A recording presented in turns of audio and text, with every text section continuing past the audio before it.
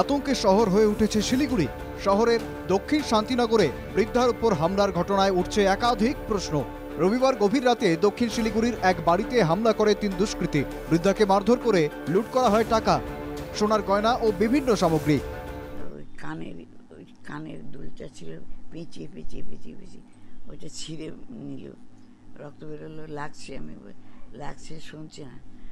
একটা ছেলের একটা জামা ছিল, জামাটা পেঁচিয়ে সরু করে এত লম্বা করেছে, ওই গলার মধ্যে ঢুকিয়ে দিয়েছে।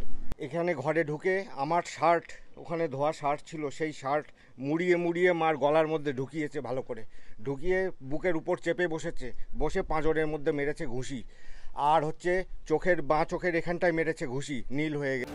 এলাকার বাসিন্দাদের অভিযোগ, গত কয়েক সপ্তাহে শহরে একাধিক চুরি, ডাকাতি ও লুটের ঘটনা ঘটেছে। রাতে ঘুমোতেও পারছেন না, অথচ পুলিশের টহল কার্যত অদৃশ্য।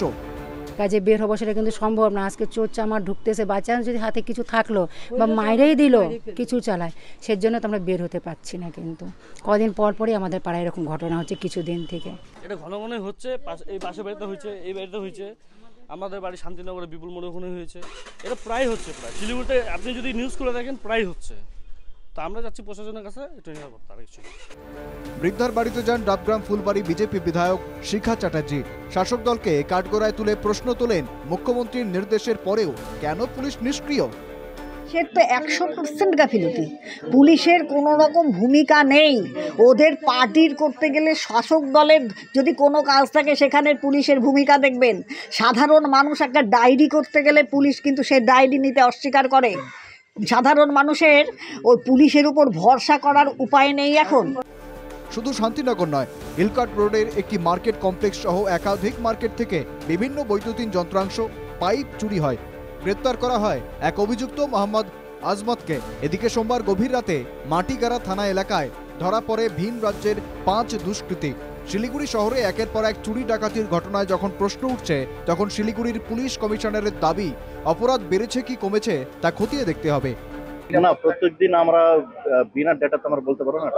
মানে 2 বছর আগে কত ছিল, কি কত ছিল, ওরা দেখে বলতে হবে। ঠিক আছে, শিলিগুড়ি এমন জায়গাতে আছে, এটা ওনার ইন্টারস্টেট বর্ডার আছে, ইন্টারন্যাশনাল বর্ডার পাস আছে, সেজন্য তো সবাই আসার চেষ্টা করবে, আমরা তো আটকাবে না। একের পর এক অপরাধের ঘটনায় যখন শহরে আতঙ্ক বাড়ছে, তখন শাসক দলের দাবি, বহিরাগতরা শিলিগুড়িতে ঢুকে চুরি ডাকাতি করছে। সীমান্তবর্তী শহর হওয়া সত্ত্বেও কেন্দ্রীয় নিরাপত্তা সংস্থাগুলির কোনো হেলদোল নেই। এই যে এতগুলো শিলিগুড়ির চারপাশে ইন্টারস্টেট, এমনকি ইন্টার কান্ট্রি বর্ডার আছে, সেগুলো এত ব্যাপক যে কন্ট্রোল করাটা শুধুমাত্র রাজ্য প্রশাসনের পক্ষে সম্ভব না। কবে কাটবে শিলিগুড়ির আতঙ্ক, কবে বাড়বে পুলিশের তৎপরতা, জানতে চাইছেন শিলিগুড়ির আমজনতা। শিলিগুড়ি থেকে প্রসেনজিৎ রাহা রিপোর্ট, NK টিভি বাংলা।